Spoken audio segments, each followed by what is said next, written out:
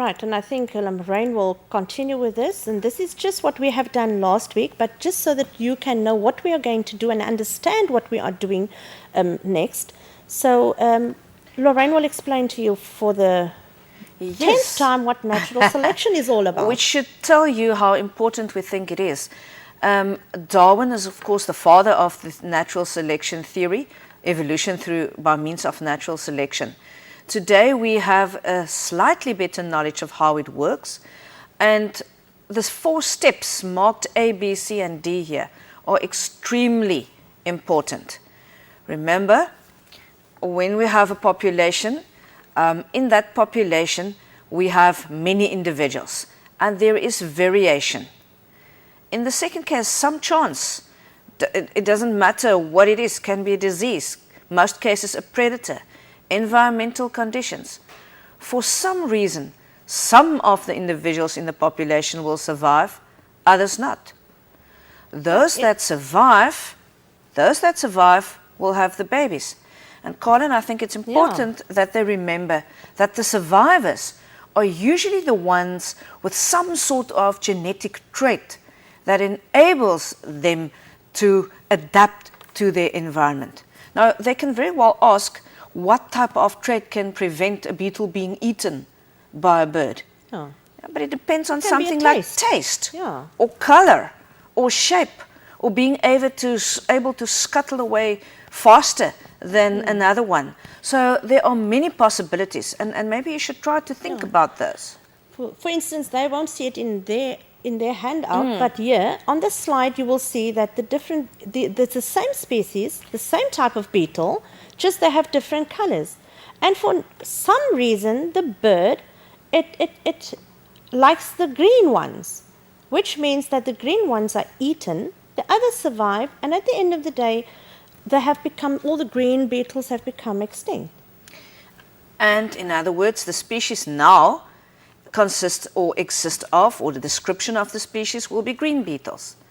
And there you have another summary, one without the pictures. And these 4 bullets, you can be asked to explain the phenomenon or the process of natural selection. And this is what you should write. Right. And there you have it in Afrikaans as well. Look again, one of the ticks. No, this is then the sources of variation in a population. Ja, julle sal onthou ons het verlede week gepraat oor natuurlike seleksie. Ja.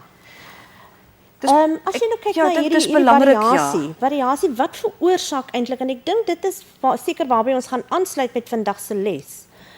Die bronne, waar kom hierdie variasie vandaan? If you look at this, you will see, and we have it in English as well, the sources of variation in a population. So you have it on your handout. So if you're an Afrikaans learner, look on there. Maar as jy gaan kyk, dan praat hulle daar van toevallige sortering. Toevallige sortering, as jy kyk, meiose, wat gebeur tydens oorkruising by proefase 1? En hier sluit ons nou aan met vraestel 1, genetika inhoud. Dan sal jy agterkom dat by tydens oorkruising, dit is stukke genetiese materiaal wat uitruil of oorkruising plaasvind, en dit is dan net toevallig dat daardie stukke uitgeruil word. As jy sê meiose, kry jy 1 punt.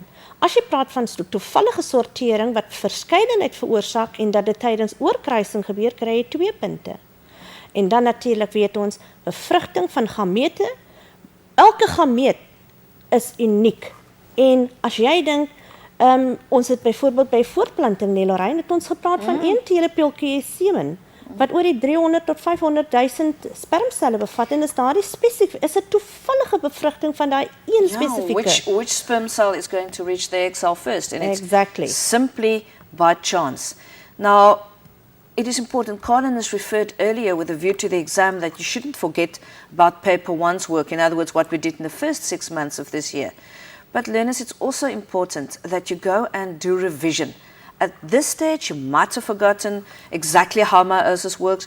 You might have forgotten the basic principles of the reproductive process, or of how different genes will react. I'm talking about dominance and recessiveness and that type of thing. So please do some revision, because these two parts of the curriculum, genetics and evolution, are so closely related. You cannot understand evolution, specifically the modern knowledge that we have, if you have forgotten everything about genetics. And I think one couldn't stress that enough, Colin. Exactly. They should go and do revision.